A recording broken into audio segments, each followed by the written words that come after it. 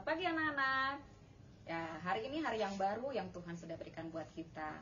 Kita mau mulai belajar hari ini meskipun dari rumah ya. Kita mau mulai pelajaran kita, namun sebelumnya kita mau renungan. Nah, sebelum khotbah dalam renungan ini, Miss ajak semuanya ikut menyanyikan sebuah lagu Firman-Mu Pelita bagi kakiku.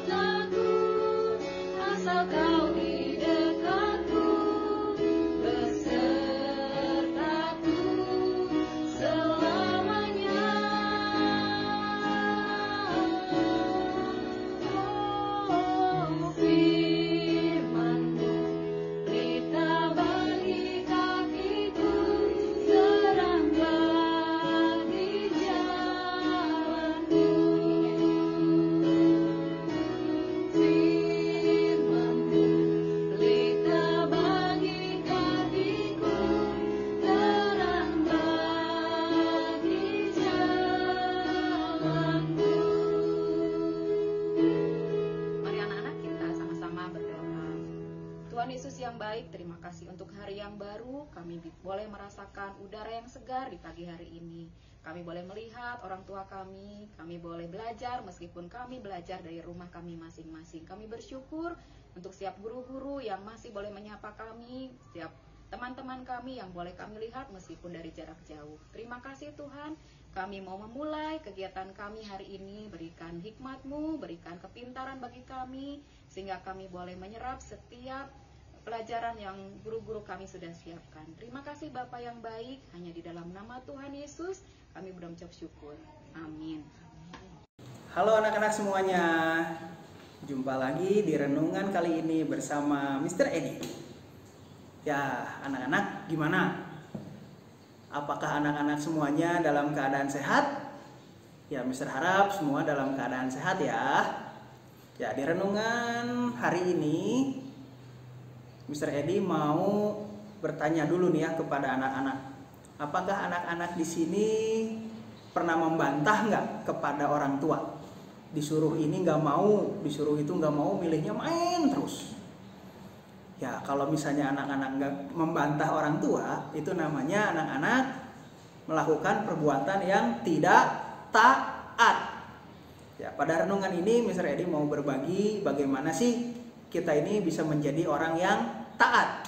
Ya, kita lihat ya di dalam renungan firman Tuhan, lihat di kitab Yohanes pasal yang kedua, ayat yang pertama sampai ayat yang ke-7 aja ya. Di sini judulnya itu perkawinan di Kana. Mr. Edi bacain ya buat semuanya. Yohanes 2 ayat 1 sampai ayat yang ke-7. Pada hari ketiga ada perkawinan di Kana yang di Galilea dan ibu Yesus ada di situ. Yesus dan murid-muridnya diundang juga ke perkawinan itu. Ketika mereka kekurangan anggur, ibu Yesus berkata kepadanya mereka kehabisan anggur. Kata Yesus kepadanya, "Mau apakah engkau daripadaku, Ibu? Saatku belum tiba." Tetapi ibu Yesus berkata kepada pelayan-pelayan, apa yang dikatakan kepadamu, buatlah itu." Di situ ada 6 tempayan yang disediakan untuk pembasuhan menurut adat orang Yahudi. Masing-masing isinya 2-3 buyut. Yesus berkata kepada pelayan-pelayan itu, "Isilah tempayan itu penuh dengan air," dan mereka pun mengisinya dengan penuh. Lalu kata Yesus kepada mereka, "Sekarang cedoklah dan bawalah kepada pemimpin pesta," lalu mereka pun membawanya. Ya, cerita ini adalah cerita tentang perjamuan kawin di Kana. Mungkin anak-anak sudah pernah mendengar ya cerita ini ya. Tapi dari sini ada satu pelajaran yang bisa kita petik, yaitu yang namanya ketaatan atau taat. Di sini ada siapa saja sih yang taat? Yang pertama, yang taat di sini adalah Tuhan Yesus sendiri, di mana Dia itu sebagai Tuhan, sebagai Allah, sebagai seseorang yang luar biasa, tetapi Dia taat sama perintah ibunya. Ya, walaupun saat Tuhan Yesus melakukan mujizat itu belum tiba katanya ya, tetapi Tuhan Yesus sangat taat kepada perintah ibunya, dan Tuhan Yesus mau membantu orang-orang di sana yang sedang mengalami masalah, yaitu kekurangan air anggur. Ya, bayangkan saja ya, Tuhan Yesus yang begitu luar biasa, Tuhan Yesus yang begitu hebat. Dia adalah Tuhan di atas segala Tuhan, Raja di atas segala raja. Dia disuruh sama ibunya untuk membantu orang-orang yang sedang kesusahan. Dia sangat hormat dan dia sangat taat kepada ibunya, sehingga Tuhan Yesus mau membantu. Dan pada saat Tuhan Yesus membantu mereka, ada sesuatu mujizat yang terjadi, yaitu yang kekurangan air anggur itu bisa menikmati air anggur lagi, karena air anggurnya bisa ada lagi. Ya, orang yang kedua yang taat di sini adalah pelayan-pelayan. Walaupun mereka heran gitu ya, kenapa sih harus diisi dengan air biasa, tetapi mereka nggak ada yang ngomong sedikit pun. Mereka tetap melakukan apa yang Tuhan Yesus perintahkan, yaitu mengisi tempayan itu dengan yang namanya air biasa. Nah, buah ketaatan dari pelayan juga sama. Mereka itu mendapatkan hasil yang luar biasa, yaitu apa? Air biasa itu berubah menjadi air anggur, dan air anggurnya itu nikmat sekali katanya rasanya ya. Ya, dari cerita ini kita bisa lihat bahwa, atau kita bisa belajar bahwa ada satu kata yang namanya taat. Ya, kalau kita melakukan yang namanya taat, kita menjadi seorang anak yang luar biasa, dan hasilnya pun pasti luar biasa. Ya, contohnya di sini Tuhan Yesus taat dan pelayan-pelayan taat, mujizat Tuhan terjadi dan itu bisa menjadi berkat buat semua orang. Ya, kita pun sama, kita sebagai anak-anak Tuhan, sebagai anak-anak yang patuh sama Tuhan dan patuh sama orang tua harus selalu belajar yang namanya taat. Kalau kita taat, pasti orang lain menjadi senang. Ya, kalau kita taat kepada orang tua kita menjadi senang dan orang tua kita diberkati dengan ketaatan kita. Kalau kita taat sama guru juga menjadi senang dan guru juga terberkati oleh ketaatan kita. Jadi belajarlah taat ya. Mulai sekarang kita semua belajar taat, belajar mematuhi setiap perintah orang tua, mematuhi setiap perintah guru. Jangan membangkang lagi, karena dari ketaatan akan menghasilkan sesuatu yang luar biasa dan kita menjadi orang-orang yang bisa memberkati orang lain di luar sana. Terima kasih anak-anak, Tuhan memberkati semuanya. Dah.